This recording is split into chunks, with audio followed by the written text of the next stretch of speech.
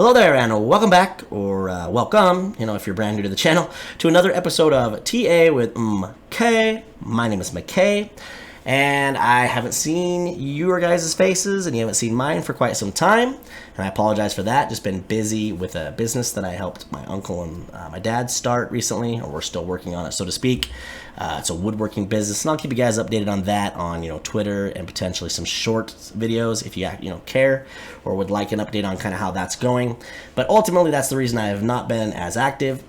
And in today's video, I wanted to give you guys kind of my macro, outlook on, stocks and Bitcoin, or just what I'm looking for as far as the charts go, or areas that I'm eyeing. Now, granted, I haven't spent as much time in front of my computer to stare at charts like I usually would do all day long. And so my shorter term time frame analysis is a little bit rusty at the moment, or I guess just out of touch because I haven't been staring at charts like I said. So today I just sat down for a bit and kind of zoomed out, looked at the charts, kind of put together, an updated plan or what I'm seeing, and thought I would share that with you guys today, if that sounds at all interesting to you. And with that being said, if you guys do enjoy my content, please remember to like and subscribe, and let's go. It's TA with MK. It's TA with MK. Okie dokie, so we're going to start out, as we traditionally do on this channel, talking about the S&P 500. And I just wanted to point out a couple of things. Now, this is more of a macro perspective video, as I stated in the intro. So just kind of wanted to go over where I would be eyeing or what I would be looking for as far as price action is concerned, to give me an idea that, hey, maybe this is the time to start deploying some of my cash that I plan to put into stocks as far as an actual long or at least mid to long-term investment, right? This isn't considered a trade at that point, more of an investment that I'm going to, swallow the key, so to speak, and, not look at it for, X amount of time. Now, granted, that's not going to be the case. I'm way too, I guess, ADD or OCD to not look at it. But the point being is that it wouldn't be treated like a normal trade, right? I wouldn't be watching it every 10 minutes. Eyeing to get in at the right exact time and out at right at the exact time. It'd be more of a, hey, let's just not worry about what the ebb and flow does outside of just possibly DCAing in, right? And so that's what this video is going to be focused on. And to do so, we have to start with the S&P 500 because Bitcoin is so highly correlated with it, right? And all I've pointed out on this chart, just very simply, is that dating back to the early 80s, you kind of had stocks prior to that had been going more or less sideways. Now, granted, if you zoom in there, it's really not sideways. There's some pretty good, pumps in there, but, basically from the 80s, through about the mid 90s, you had this pretty steady growth, right? Which is represented by my yellow box. And then you had what I call the blow off top, which of course still took place over several years, but clearly the steepness or the growth steepness changed, right? Went from being very steadily at whatever angle you'd want to call this to a much steeper angle before ultimately you had what you could call kind of like a blow off top, right?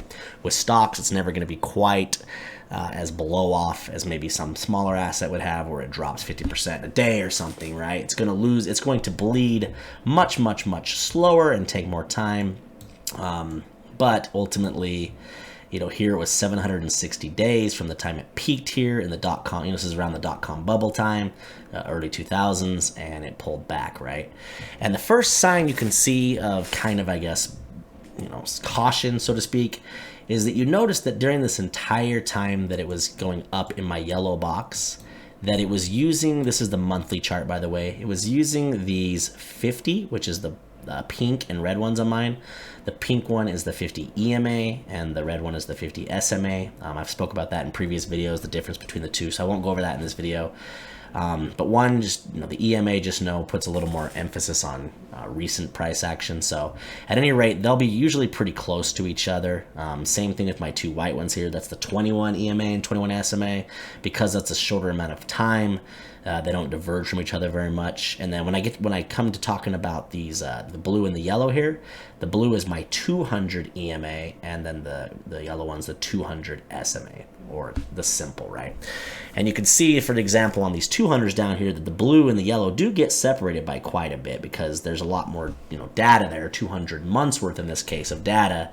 And because the EMA, or the blue one in this case, puts more emphasis on recent price action, there's more of a chance for those to diverge further, right? Because there's so much more data involved in 200 days than there is in the case of like 21 days, or in this case months, right?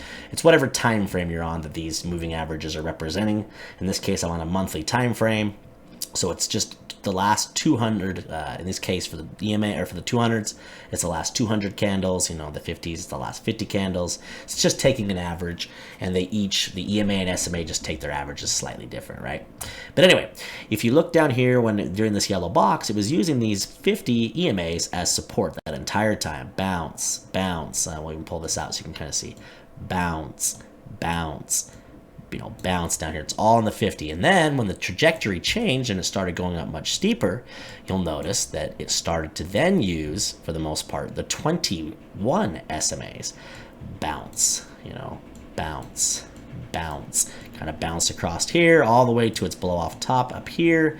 And then ultimately it lost the 21s and then spent some time ping-ponging between the 21s and the 50s before it ultimately lost those. About halfway through its pullback, we'd say, if you're just eyeballing it.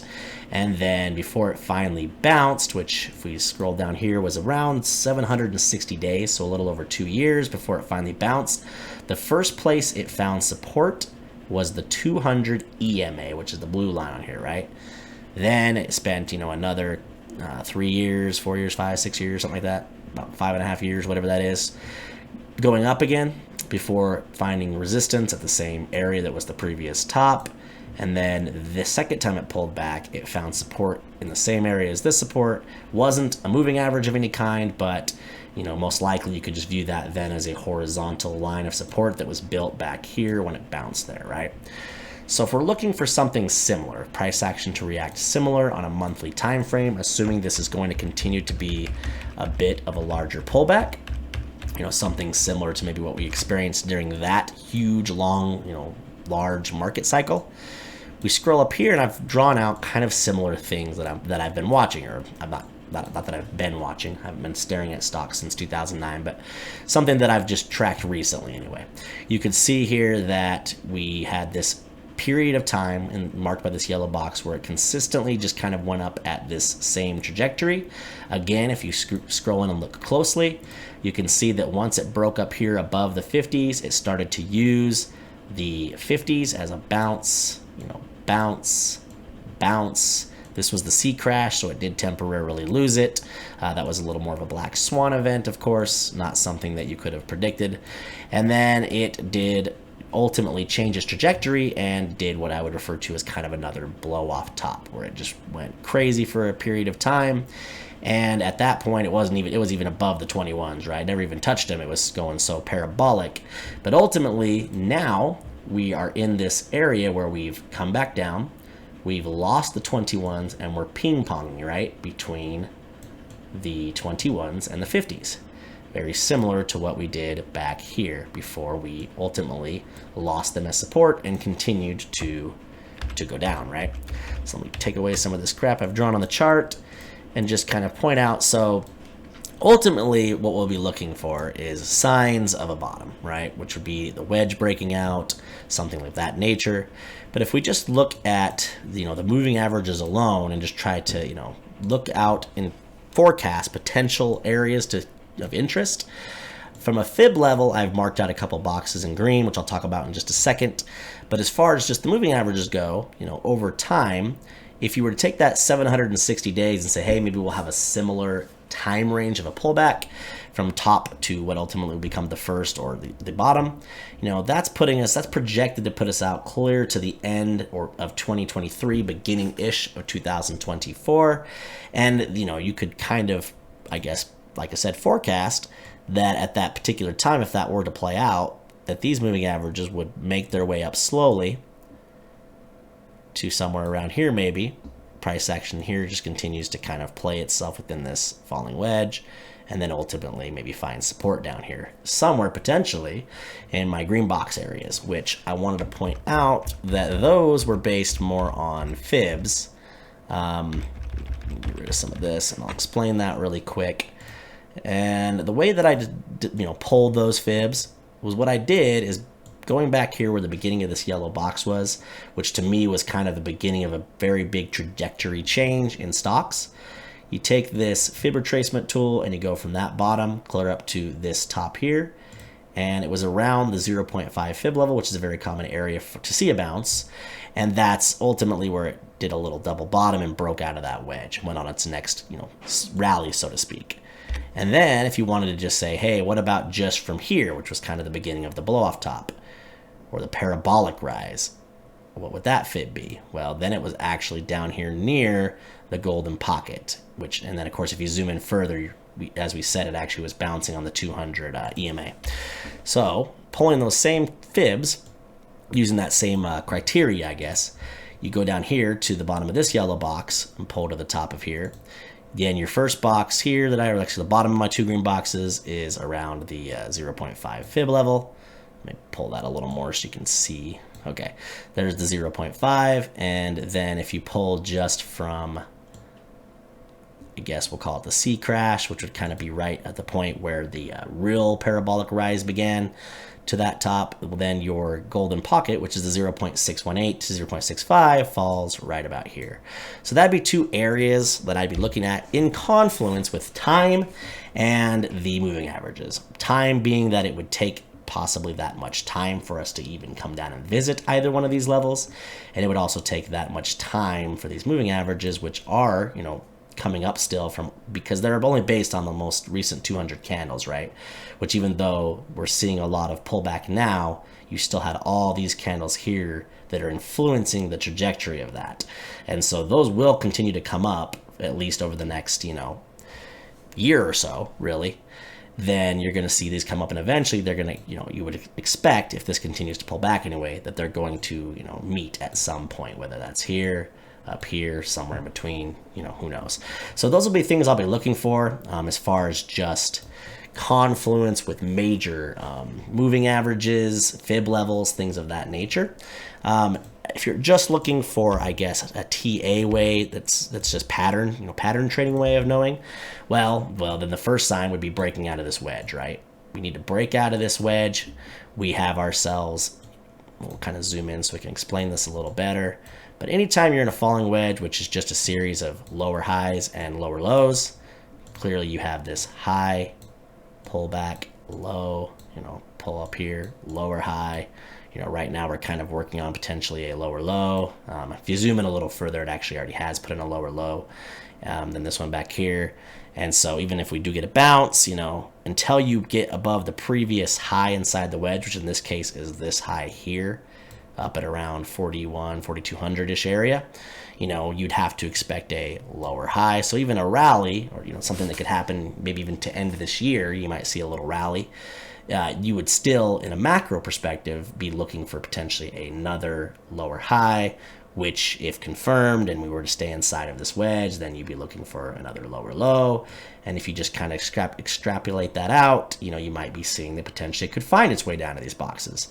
Does that mean that it would do it, fast? Well, that's what I'm trying to point out, is that most likely it would not. This could be something that's drawn out for, years even, or months. One other thing I want to point out before we just end by talking briefly about Bitcoin, because ultimately my plan for Bitcoin will be based on what traditional stocks do, but I can still, kind of show you areas I'm eyeing, or time frames at least that I'm eyeing. One last thing I will point out is that you look at when this major pullback happened here after the parabolic or blow off top, you kind of can zoom in and see that it had about, zoom in a little bit more so when I explain this, you can see what I'm talking about. Ultimately, it had one bounce, two bounces, three bounces, and then the fourth bounce ultimately led to the real bounce, I guess you could say, the one that led to the next rally. And right now on a monthly chart, you can see we've kind of had, one bounce is all so far, so we may be still kind of early in this process. In fact, you might call this actually the first bounce. In fact, I would. So we'll say we've had one bounce, from there back down, two bounces. So there's one and two, which is the two touches at the top of the wedge. And so, depending on where we find our most recent support, which could be any time now. In fact, this is the monthly candle, which just started. But let's just say it were to continue to print something similar to what it's printing. This candle, if you zoom in, if it were to actually print like this, which we still got a lot of time left, that would actually be an inverted hammer, which is a bullish candle. You find those sometimes at the bottom of a trend change. You could potentially see some little rally, like I said, in the next few weeks to a month, where we do finally go up and test the top side of this falling wedge before, in my opinion, ultimately rolling over. So let's go ahead and hop over to the Bitcoin chart. Alrighty, so now let's just briefly talk about the Bitcoin chart. This is the daily chart on CME futures.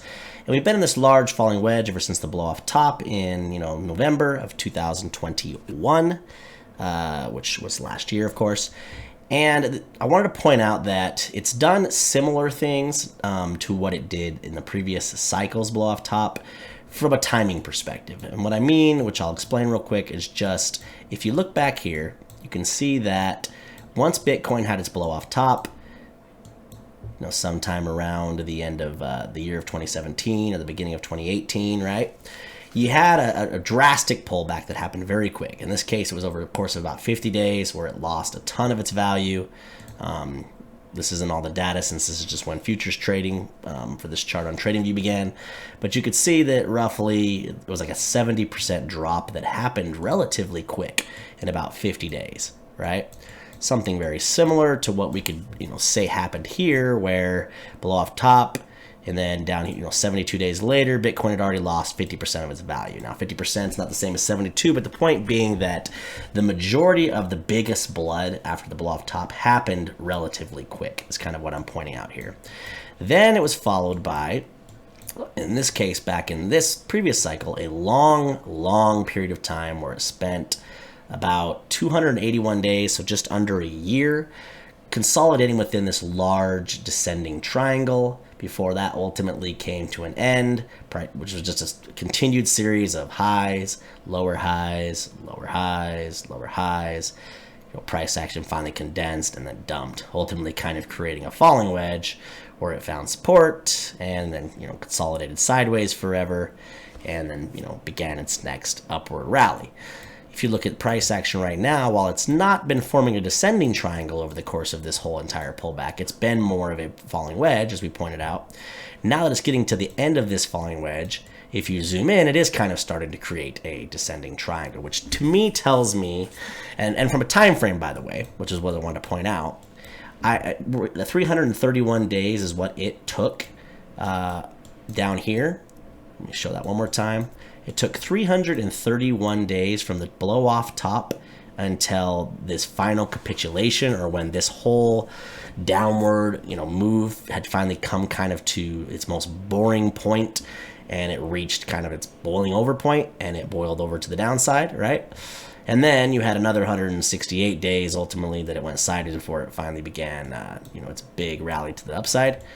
And from a time frame perspective, we just passed the 331 days. Now, again, it wasn't not that I was ever expecting, at exactly the same amount of days that something's going to happen. But it is kind of, odd or ironic to see that at the end of this a similar amount of days from the blow off top, the pattern that we're currently in is running out of room. Typically, when you see something like this happening, where price action just is getting boring and boringer because now it is trying to find support at the same level, but it's still trying to put in lower highs, which it's been doing, you're either going to see your first significant move to the upside, where it finally puts in a higher high than the previous high inside the wedge, which in this case would be this 22,800 level from back in mid-September. Or you're going to see another capitulation. Now, a descending triangle just statistically is a bearish pattern, so keep that in mind. So if you were expecting that to break to the downside, which statistically it most likely would, you could start coming up with patterns. We'll just go with maybe right here as the conservative target, since this is where our first bottom or our first support was. And you were to take something like this down here, you would say, okay, Bitcoin could go down and visit as low as, let's just say, 8,500, right? An even more conservative target would maybe be something where you actually go to here where it has its first bottom followed by a top inside the descending triangle. This might be a little more realistic target actually for that pattern. And that would give you a target down here at around 12K. And so these are areas that if things were to get ugly and Bitcoin were to lose the support and continue to go down, these would be areas I'd be looking out for. I'm not convinced yet that Bitcoin's going to go that low. I put out a video, it's been 6 months ago probably at this point, or maybe even more, but that was kind of my personal Bitcoin plan. I bought some Bitcoin at 23,000, which obviously I'm in the red on right now, and I bought some at 20,000, which I'm a little bit in the red right now as well. But I have targets of 17,000 and 14,000, and with each drop lower, I'm just DCAing in more. Now that plan can evolve and change to a degree over time, but as of right now, it's sticking to my plan. And the most amount of capital that I'd always had planned to deploy was based more on the time frame, which I think we're getting very close to seeing a Bitcoin bottom. A lot of people believe it's already in on that 17,500-ish drop that we had had a few months back or earlier this year. I'm not sure. To me, it's just a matter of wait out for the end of this year, essentially, to see what price action does. If we see one more significant drop, that could be similar to what happened back here, right? Which would have been the best buying opportunity of your life at that time. A $3,000 Bitcoin, wouldn't we all love to see that again? Doesn't mean it will happen, doesn't mean it has to happen, but history does have a tendency to rhyme. And I'm just kind of looking at this from a time perspective, where Bitcoin had its big blow off top, its long sideways consolidation with lower highs, one last final capitulation, and then even more boring before it built the base to go up again, right? And I'm kind of eyeing that price action, while it may not look exactly the same, is doing something very similar all over again, right? Where we had this blow off top, this long kind of inside this wedge this time, but just lower highs, and now we're getting compressed in very, very, very boring price action. It's coming to the end of the pattern, and something should happen soon. And in my opinion, I'm expecting a move out of Bitcoin potentially as early as this next week, which I will give you guys more zoomed in time frame updates at that point as far as the shorter term time frames. But hopefully you got something out of today's video. And that should wrap it up for today. Hopefully I see you guys a little bit sooner rather than later. I'm going to try to get back into uploading more often, like I said. And if you guys could just do me a favor, if there's any training videos that I haven't already put out on some topic that you're curious about, that you'd like me to make a video about, since that really is my forte, please leave me a comment in the comment section and I will try my best to get that made for you. Otherwise, if you guys are enjoying my content, please remember to like and subscribe and enjoy the rest of your day. It's